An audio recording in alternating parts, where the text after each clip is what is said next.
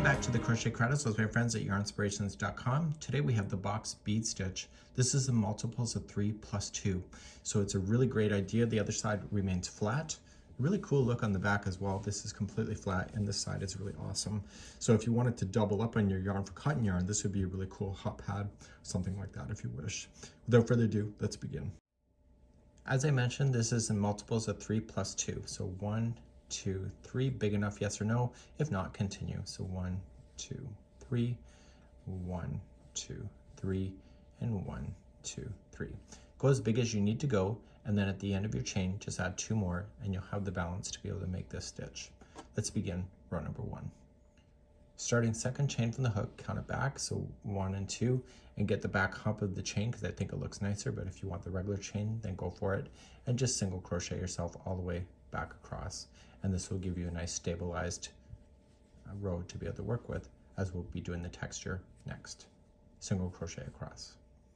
At the end of your chain, simply just turn and we're going to begin the box stitch next.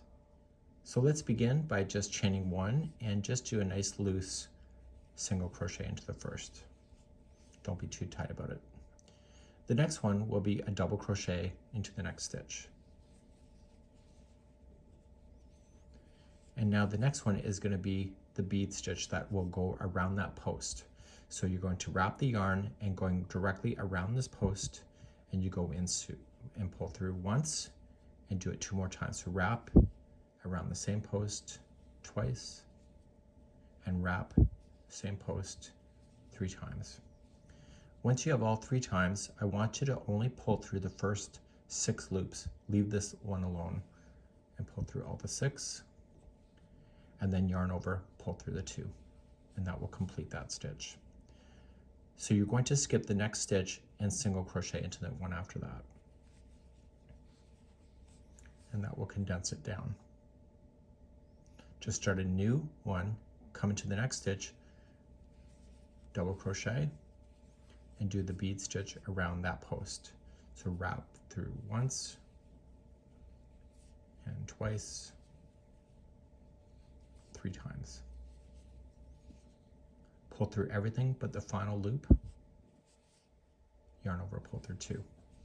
And that counts as the stitch that's next, and so you'll single the second one after that. Show you one more time, so into the next stitch, double, and then a bead stitch.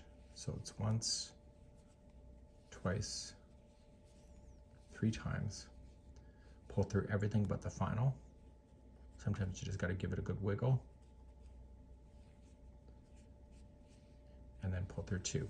Now, if it loses its order, it does look different than the way you did it. So you may want to be conscientious of that on how you wrap it. So if it doesn't look the same, just undo it and try again. You can't change this later, so you just be a little critical of your work. And it changes that because it changes the order. So you pull through everything but the final, and then you pull through the final 2, and you can see that looks consistent again. Skip the next one, and then single into the next. For those that are ready to finish, if you're not, just put me on pause. And for those that are ready to finish, the next one will be your double crochet as you normally would do it, and then a bead stitch around that one. So once, twice, and 3 times. Pull through everything but the final one, and then pull through 2, and then you skip the 1, and then the last one is going to be a single crochet. And therefore you've made your way all the way across, and you'll turn your work, and voila, you have texture.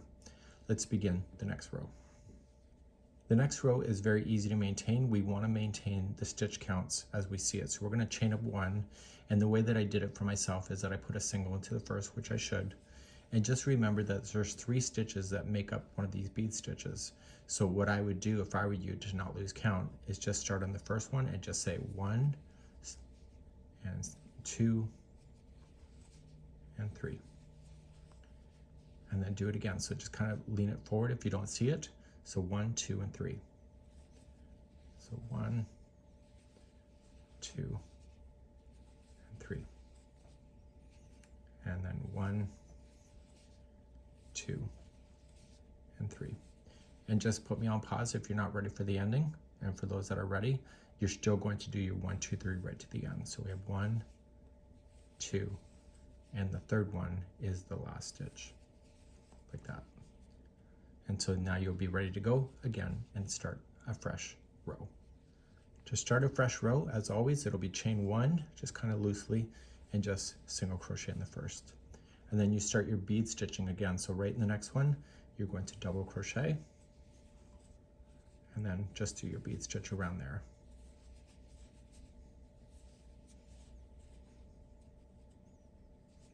Okay. And then pull through the 2, skip the next one, and single.